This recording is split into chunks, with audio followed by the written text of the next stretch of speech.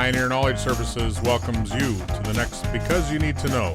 I'm your host, Edwin K. Morris. I serve as president and founder of this organization, and we are thrilled to offer this educational program. These design conversations bring you people's experiences from all over the globe in the field of knowledge management, nonprofit work, and innovation.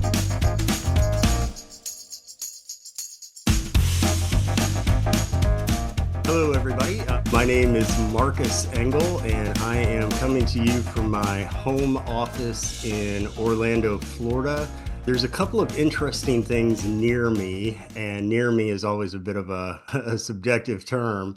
I guess the most interesting things that are near me right now, number one, there is an unopened bag of sage bundles that are about a foot away from my keyboard for cleansing the house spiritually whenever I do that. What I hope is the other interesting thing that is close to me is one of my books, which is called The Other End of the Stethoscope. It's a memoir, and it's about really traumatic time in my life. It's also the most recent book that I've read because, not that I'm narcissistic and have to go read my own work, but we are just putting out an Audible copy of The Other End of the Stethoscope. We're doing it with artificial intelligence and voice cloning so that I don't have to actually read the book into the microphone, but it still comes out in my voice. So tell me who a mentor is for you. So a mentor, the first thing that I think of is my official mentor. Once I got out of college, I started speaking professionally. One of my mentors was a customer service speaker named Shep Hyken. Shep was the one who really showed me how to turn my personal story and trauma into something that could help other people and I could make a living at the same time. So Shep was officially a mentor, but I've had so many other ones. Growing up in small town America, I was involved in all types of high school activities. So my football coaches, some of my teachers, one of my advisors from college. I've just had so many mentors that have poured into me, and I, in turn, been able to pour into other people. And that's super rewarding to be able to see somebody take your mentorship and actually put it to good use. Well, thanks for bringing that all up. I totally agree. If you were stuck on an island, what were the three must-have things you need? Stuck on a deserted island, what are three must have? Obviously, food and water and shelter, but beyond that, I would certainly hope that I could still have an iPhone and access to the internet. That's because I do all of my data consumption and all of my reading through an electronic device. And so I'd kind of need that still. What's your biggest hope? My biggest hope is to leave this world a more compassionate place than I found it. So your wealth of experience in trauma has actually been a jumping off point into a whole new world. Yeah, you could say that. My life has taken some dramatic turns, some 180-degree turns. Yeah. As a young man in Missouri, I don't know, I was just a normal kid, right? I only knew what I knew, and I didn't have a whole lot of experience outside of my small town world. Whenever I started college, about 6 weeks into my freshman year of college, I came home for the weekend and went to a St. Louis Blues hockey game on a Saturday night with three friends that I had met at church camp. On our way home from that hockey game, my friends and I got broadsided by a drunk driver. That crash not only took 100% of my sight instantaneously and totally and permanently, I also received what is called a Lefort 3 fracture, which Lefort 3 is a surgical term, and it pretty much means that everything between the hairline and the chin has been crushed. Lots and lots of surgery. I've laid on an operating room table for well over 300 hours, months of hospitalization and rehab. It's led me into doing what I do now because when you've had as much experience at the other end of the stethoscope as I've had, you've seen the good, the bad, and the profound in patient care. those good stories and even the bad stories we can learn from. And that's what my work is to teach healthcare professionals what are the little things that we can do to help patients retain their dignity, their independence, their holistic self while they are healing. Well, trauma, do you think the word trauma gets kind of overused a little bit? In just general sense and Yeah, social, oh, I'm wounded. I have trauma. Or is just the elevation of what trauma is very self-dependently defined? I think it is self-defined because obviously what may be traumatic for me, and I'm talking a small emotional trauma, say that I get in an argument with a family member or something like that, Yeah, that hurts me deeply and I carry that trauma. yeah. Whereas somebody else can walk, the other person can walk away from that not feeling traumatized at all. So it's a sensitivity, Sure, certainly. personal sensitivity to things. Similar to, it's cold in here. Well, I'm not cold. It's hot in here. It's very subjective. Sure. I want to pull up a definition. Webster says trauma is an injury to living tissue caused by an extrinsic force or agent. And this is the did you know, which I love in Merriam. They add more data to the word. Trauma is the Greek word for wound. Although the Greeks used the term only for physical injuries, nowadays trauma is likely to refer to emotional wounds. That gets into the realm of the psychic or the psyche of what's woundful or sensitive to you, and everybody's different. Sure. So how do you think organizations, and I'm going to bring this back to communities or organizations of people, either way, how does an organization one side bring up it's good to be sensitive, but then kind of balance that out with we can't be super sensitive to everything, or is that even a thing to try to get to? Well, right. This brings up a really interesting question. And I work with those caregivers at the bedside. Typically, my audiences, my people are any of those people who physically lay hands on a patient. And they have to balance things. How do I care about this patient physically? How do I help them get all their physical needs met while they're under my care? And then emotionally, can I help them too? And what I really try to inspire in my audience is that the balance can come just from being patient. The balance can come just from taking an extra moment because there have been studies that talk about how if a doctor comes into a room to talk to a patient and the doctor sits down, that patient perceives that doctor was in their room for a lot longer than they were. Hmm. The doctor may have only been in their room sitting down for 90 seconds, but the patient perceived it to be 4 or 5 minutes. Hmm. When we can take just a little bit of time and step out of the busyness of life to be present in the moment with that patient, that's what I'm trying to get healthcare professionals to do, to slow down a little bit, to be able to take care of that patient. So you're not balancing 100 tasks that you have to do in an hour. You can really focus on the holistic healing of that patient. Well, that takes a skill of personal control because you're talking about a Zen master type of ability that allows yourself to be present and not frazzled by the 75 other things going on that day. Sure. Well, it sounds real easy, but how do you do it? Right, right. And you're right. A Zen master would do it perfectly, but unfortunately, none of us are Zen masters. As much as I No. try, as much meditation as I can, as I do, I can't claim that title. But what I can do is remind people just the little ways that they can be present. There is a doctor at Vanderbilt University. She is also a nun. She has a process of knocking on a patient's door, dipping her head, saying the fastest Hail Mary in the world before she steps in to speak with every patient. And I think that is a centering practice.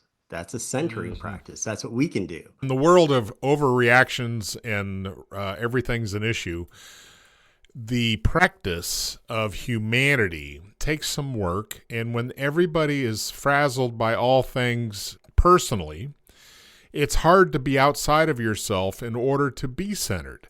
In my experience studying shamanism, it is a practice that takes work. I mean, it's just like going to the gym.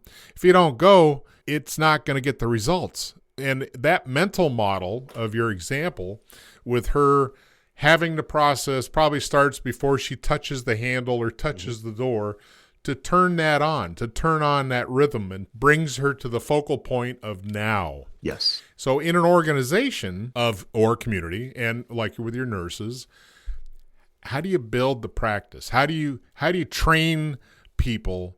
And it's kind of a protect themselves, right? So it's a dual purpose. It protects them as a human and a soul on the planet, but it also brings better service to the client or the patient. So there's a few ways of doing this, and the way that I am most familiar with comes out of my academic background. So I have a master's in a field that's called narrative medicine. If you're not familiar with narrative medicine, it's not real surprising. There are only two narrative medicine programs in the country. The one that I went to is at Columbia University. I graduated in 2011, and my class was only the third to complete the master's level training program. Wow. And so it's still a very new and emerging field, and it's a conglomeration of medicine and healthcare and philosophy and social work and counseling and sociology and psychology and literature. What the ultimate purpose of narrative medicine was originally was to help doctors learn how to deeply listen to their patients. So when a patient is giving a report about themselves, the doctor is picking up on the subtleties of what that patient is saying. And the doctor is learning how to ask open-ended questions so that they can most effectively treat that patient. That's wonderful. The thing of it is, I hang out with nurses and I'm a businessman. So, what I do with nurses is reflective writing and therapeutic journaling. And I base this all off of a study. It's a seminal study in therapeutic writing and journaling. Do you want to hear about this? Because I think it's super. Yeah, no, I think it's a fascinating. I've never heard of the Sure. topic, and that's how people learn new There things. you So go. bring it on. So there is a social psychologist in the state of Texas named James Pennebaker. Pennebaker did some of the original studies back in the 80s of using writing and reflective journaling to overcome trauma or to better process trauma. And so what he did is he took about 30 or 40 students, and all of these students reported that they had had some type of sexual trauma in their background. They Mm-hmm. didn't have to disclose what that was, but everybody had some type of sexual trauma in their background. Pennebaker brought these students together for 4 days in a row, 20 minutes at a time for 4 days. On the first day, he tasked these students to spend the next 20 minutes writing about the most traumatic, upsetting, horrific thing that you've ever been through. Okay. And they wrote on that for 20 minutes. And then everybody went home. Day number two, they brought them back. Second verse, same as the first. Write for the next 20 minutes on the most horrible, traumatic, upsetting thing that's ever happened to you. Now, on day number two, you could write about that same event as you wrote about on day number one, or you could choose a totally different trauma to Okay. write about. Third day, same thing. Fourth day, same thing. Write for 20 minutes about your trauma.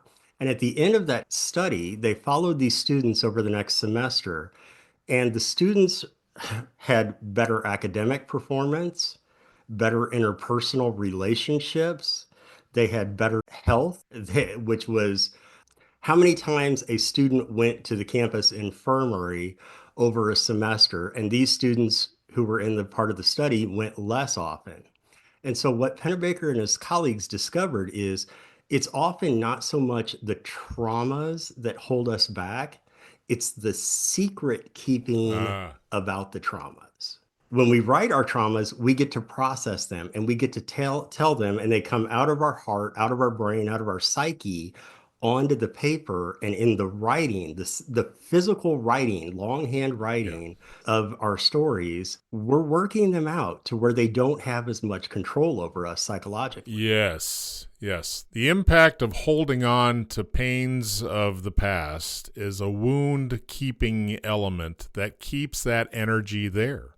And what you're speaking of is an exercise I've seen in various ways. But if you're an employee of an organization and you got wounds, you're holding on to these stories of, well, I hate that guy because he's a jerk, or whatever the infraction is. Let's go back to what we said. Trauma is your perception of a wound. Mhm. That's what it is. So we don't have to overeducate it. We don't have to overcomplicate it. If you're able, in a holistic way, express that wound and express it outside of yourself, this works in conversation also, and you get it out, you're doing two things. You're telling the story of the whole nut roll, right? You're basically representing that incident or wound. And then it's expressed outside of you. So you're witnessing, you're providing witness to that. So it's out of the dark and somebody can see it. That process in and of itself relieves a lot of the internal mechanisms that make it more bad than it should be. Not to discount it, but just to relieve the control it has over your physical and emotional self. Sure. It allows it to heal. It allows it to be less than, which is a positive. It is. It is.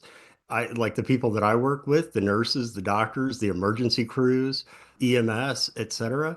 These people witness so much human suffering on a daily basis. At certain points, it feels like it never ends. And when it feels like it never ends, like you're not making a difference, that's when compassion fatigue and burnout set in, especially in the helping professions. I feel like this reflection and storytelling is really, really necessary. I'm not naive enough to think that every nurse is going to go home at the end of their shift and write for 20 minutes, right? That's probably not going to happen. So what I do is I just encourage nurses at the end of every shift, open up the notes app on your phone and write out the thing that was a win today. What was a win for you today? This patient gave me a heartfelt thank you. Mm-hmm. Okay, great. Write that down. One sentence. And what is one thing that happened today that if it were to happen again tomorrow, you would do it differently? And so you write down a learning experience. And it Oh, doesn't take very long learning. to put Yes. together a pretty nice fat stack of the good that you're doing, right? You can look back over those Yeah. notes and see the good that you're doing, see how much you're learning, keeps us engaged in the work. If you've ever been a patient and you've had a healthcare professional that was disengaged, that was bored or going through the motions, or worse yet, even slightly cruel or what you perceive to be cruel, these are the kind of people that could so benefit from expressive and reflective writing. I want to go back to your post accident. You shared with me this Hmm? concept that caused the inspiration for you to keep going. Someone held your hand. Yeah. So, can you tell me the story that helped that shift for you? So this really gets down to, okay, well, this is all nice and fine and good, but how do we use it in a practical sense? How do I use this on the job? What I always come back to is the essence of compassion is what I received that first night in the emergency department.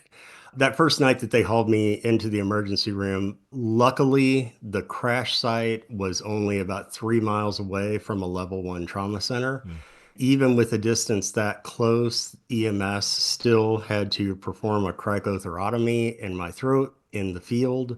Those are rarely, rarely done. Most paramedics will go their entire career and never have to do one. I was hanging by a string when they rolled me into the emergency room.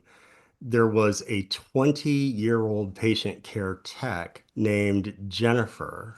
Jennifer's assignment, when I wasn't in surgery, Jennifer's assignment was that she had to stay by my bed and hold my hand. Yeah, Wow. yeah, that was her assignment. Maybe that was also to just make sure I was still breathing. but her assignment was to stay by my bed and hold my hand. I was in and out of consciousness so much that whenever I would come back into consciousness, it was just this bludgeoning of pain and darkness and fear and terror.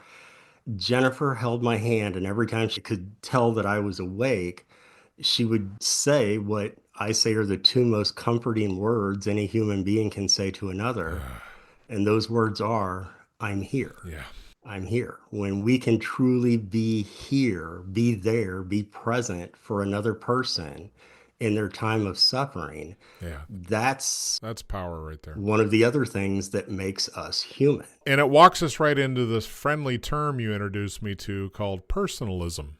Personalism, the definition, a system of thought which maintains the primacy of the human, or that reality has meaning only through the conscious mind. Personalism must be a bit of a ethos that you're working with. Yeah, ethos and pathos. So I've been adjunct faculty at University of Notre Dame now for 7 or 8 years, I guess. And I have the good fortune to teach pre-meds a course that's called Introduction to Personalism in Medicine. Now, personalism is a term that's a little dated these days. We probably wouldn't even use that term so much. We would use the term human experience. What is the human experience in medicine?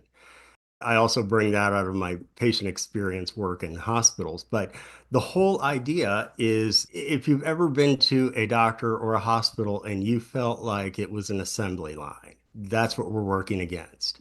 This is the opposite of that assembly line. This is when a doctor has a moment to be able to connect with you on a personal, humanistic level. What can they glean during that short interaction that helps the care team, the doctors, the nurses, et cetera, see that patient in the bed as a person, not just a patient? That doesn't seem like we would have to teach that. 200 years ago, would we have to teach that? Is the culture and society changed? Or, and better yet, is there a society that doesn't need to be taught? Is Western medicine the only ones that have to learn that? I doubt it. Okay. Because I think if we look at Eastern thought and religion, we go back thousands of years. There was still the anxious mind. There was still the monkey mind that everybody has that's bouncing all over. And when our monkey mind is bouncing all over, that means we're not in the moment, present with what's going on right here, right now. I do feel like that this is somewhat a human trait that we all need to work on. Yeah. There's a Psychology Today article called The Paradox of Empathy, dated June 2nd, 2024. The first paragraph I'm just going to read. It's a short one. The more we care about someone, the more difficult it is to help them. Despite our intentions of relieving their pain or suffering alongside them interferes with our capacity to be helpful. I guess I've seen that maybe a little bit, or maybe we just not good at being empathetic as a human on the planet. Yeah, that's a good question. And where I'm thinking about that, whenever you're reading that, I'm thinking about professional distance between nurses, right? We want the nurse to see that person in the bed as a person, not just a patient. But on the other hand, I think this goes back to the balance that we were talking about in the beginning, and probably what the rest of this article talks about. Can we care too deeply? Well, to a certain extent, for hospital nurses, you're doing a lot of work, and it's not the only patient you have. To pack as much of that care and compassion as you can in during the healthcare interaction, that is key. But how do we do that and still keep professional distance? Well, we humans are pretty good at forgetting things. If you ask a nurse, hey, do you remember this patient that you had in here last week? There's a good chance that no, they're not going to remember that patient because it's been a week ago. They've seen 40 other patients since that time. But how do we then balance our empathy and our caring without it going overboard? I think professional caregivers do that pretty well. And probably if they don't, that's where you get the burnout, right? The frustration and the burnout because they're taking on more than they need to or don't have the barriers of self-protection set up to just keep that at a distance. Mhm. Because some people adopt other people's pain and suffering. Certainly. And then it becomes their burden or it becomes a symptom in them. And I sit there thinking too, this is not a moral failing of people to get burnt out or have compassion fatigue or just be wrung out from the job. I mean, that happens in every profession, right? Everybody is prone to burnout. Yeah. But it's super important that we keep coming back every day so that they can take care of people like me. Yeah, I would say probably in the medical field, not knowing this, but just knowing I've been to a few emergency rooms, the people in emergency management or emergency response stuff has probably got a higher impact than the normal come into the office at 5 and we'll fix that. A little bit different, yeah. Right. The chaos itself, I know, creates a whole level of energy, but gee whiz, I can't imagine somebody working in that environment for decades. Oh, yeah. Yeah. In my most popular book, which is called I'm Here, Compassionate Communication and Patient Care, I write a lot about my favorite nurse, Barb, who worked ICU and plastics floor for 42 years. Wow. That's a lot of years. The same floor, same hospital for 42 years. That's something you don't find much these days, right? That's amazing. No. Her story is she's just absolutely a nurse at heart. She is a compassionate human being. She is a caregiver at heart. The way she connected with me when I first came under her care, I had been in the hospital for a week or two. I was just coming off of a 25-hour facial reconstruction. One of the first things she did to me was ask me, do you want me to call you Marcus or Mark? Now, keep in mind, at this point in time, my head is swollen up to the size of a basketball. I've got a trach in my throat. I've got my jaws wired shut and my eyes sewn shut. I am a horror show in front of her, but she took the time to be personal and ask me, what do you want me to call you? And that spoke volumes to me. I just feel like that's one of the best ways that a healthcare professional can get on the good side of a patient is simply by asking, what do you prefer to be called? Yes, that is a person-to-person initial contact that helps build trust. Exactly, exactly. All right, well, before we get into the compassionate communication skills that you teach, what would be your definition of the term knowledge management? Wow. So I learned this term from you recently. I learned the term from you. However, this idea of dissemination of knowledge throughout a large and complex organization, that's what I've been doing for 10, 20 years now. Is really trying to get this information into the hearts and minds and practices of those caregivers that are on the front lines. And I keep referring back to healthcare professionals, and 90% of the work that I do is with healthcare professionals. But really, this kind of stuff is just human. We're all going to have someone in our life who has suffered, and we get to be that Jennifer or that nurse Barb to be able to be there for somebody. That's a privilege that we get. That's a privilege. You bring up a point that I want to stress here is that they may not get the recognition for the effort they put forward. They are not doing it to be reciprocal. They are doing it because they're genuine. Right. I want to make that case because some people think, well, I treated them nice. Why are they treating, or whatever. There's a lot of judgment involved with that exchange. They don't need that reciprocation. That's just the way they are. That's their nature. I guess one of the things that I often work with is the culture of an organization. I'd have to go find you this exact stat and quote. Okay.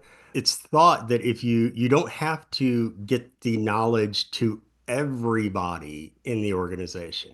You just have to get it to a percentage of them who will then disseminate it for you. It seemed like in healthcare, at least with the idea of culture change, that could be as little as 10% of the organization.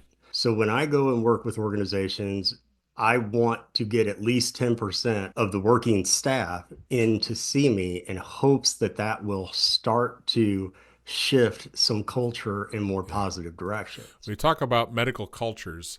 I will say in my learnings of knowledge management and the Masters of Science program, one of the prominent organizations in the United States that did it in the medical field was the Mayo Brothers. The Mayo Brothers brought in this holistic concept of communicating and developing knowledge-based. They didn't just have one doc go, well, you need to do this. They actually reversed it and created a knowledge management sharing methodology that made them super distinct in the field. Yeah. And there's many organizations that have tried to build something similar. It works for Mayo. Oh. The Mayo model works for Mayo. I don't know of too many other organizations that do it like Mayo, but you're also getting out of my realms of expertise here a little bit. That's good. That's good. We're pushing each other in new directions. Mm-hmm. So the Mayo Clinic, if you all don't know, I mean, just search knowledge management and Mayo Clinic, and they're still producing a fair amount of content. So it's just as an FYI. So now that we've discussed what knowledge management is, or what your perception is, let's hear about what you teach in compassionate communication skills. We talked about the compassionate communication like Jennifer gave to me with I'm here. I say the three most compassionate things that you can say to another human being. First, I'm here. Second, me too. And third, I got you. I've got you. And I think whenever we communicate in that way, we are showing solidarity, we are showing understanding, and we're showing awareness of another person's suffering. And so by those three responses, I'm here, me too, and I've got you, that's where the compassionate communication. Yeah, that's the gold. That's the foundation. Yeah, the foundation. If we translated that into any other community or organizational structure with human-to-human contact and work flows and how the business process was work, if you remembered those three things in order to practice, just like your example of the sister nurse that would come in the door and do her mantra before she walked in to set the stage for her psychologically and emotionally, and it provides a intentful design. It's an intentful design. Where you worked, instead of doing the quippy, and I'm using myself as an example, my retort or my witty response to something to keep it light or laugh or to be jovial instead of being empathetic. If I just said, I'm with you, I'm here, and just leave it that short, concise, and let it lay. It is such a humanistic effort that it becomes, I think, too simple to not do anything like that, because those are bridge makers. Those are ways that strengthen a culture. Right. And I think there's a certain level of sarcasm that comes through on so many different channels that people use sarcasm in order to keep away from feelings or empathy. Yeah, I go with what you said at first there. This ain't rocket surgery, right? This is just human beings being human being to one another. But because we often get so caught up in our own heads and in our own tasks and our own lives and our own thoughts, we can forget about that patient that's at the other end of the stethoscope. When you talk about cynicism or sarcasm, yeah, I get it, because I tend to have a typical bit of a sarcastic sense of humor, a bit of a cynical, dark sense of humor as well. But as a caregiver, when you're taking care of a patient, it may be a normal Tuesday for the caregiver, but it could be one of the most significant days of that patient's life. That's something to keep in mind. When it's one of the most significant days of another person's life, do we need to go in? Well, we definitely want to go in with appropriate humor, but we also want to go in there with the knowledge that they are suffering in some way. I'll share a story that was shared with me. I was a volunteer with a hospice in Western New York for a couple of years, and I worked exclusively with combat veterans because I was one. And I was able to sit with a man that had served in World War II and the Korean War. Now, this goes to exactly what you're saying, and I'm glad I remembered it. He had told me that he was so angry at this age, still in his deathbed, holding on to that wound. So this is a good example of holding on to a wound. So he told me he'd gotten brutally messed up physically, head injury with a big piece of equipment, and just he was racked. And all he could remember was this nurse that said, "Oh, you poor thing.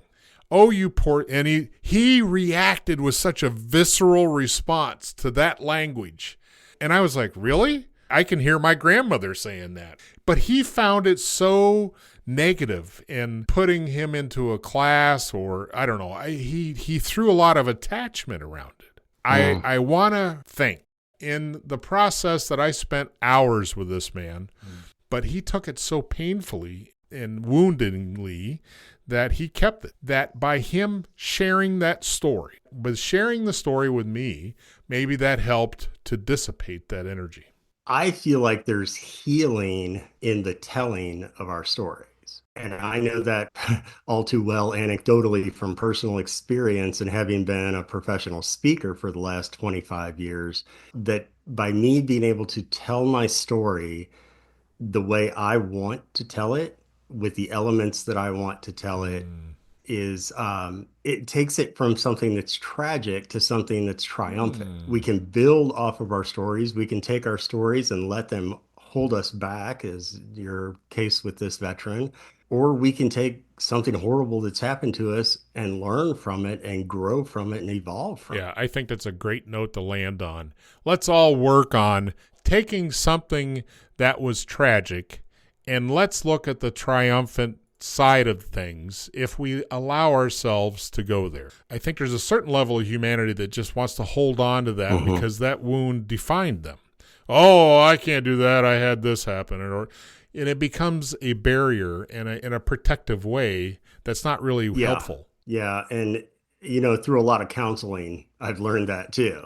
A lot of self-inquiry. I've learned that, you can hold on to these stories. And people have asked me, well, you got hit by a drunk driver. It was somebody else's choice that is the reason that you broke all the bones in your face. You had 300 hours of surgery, permanently blind.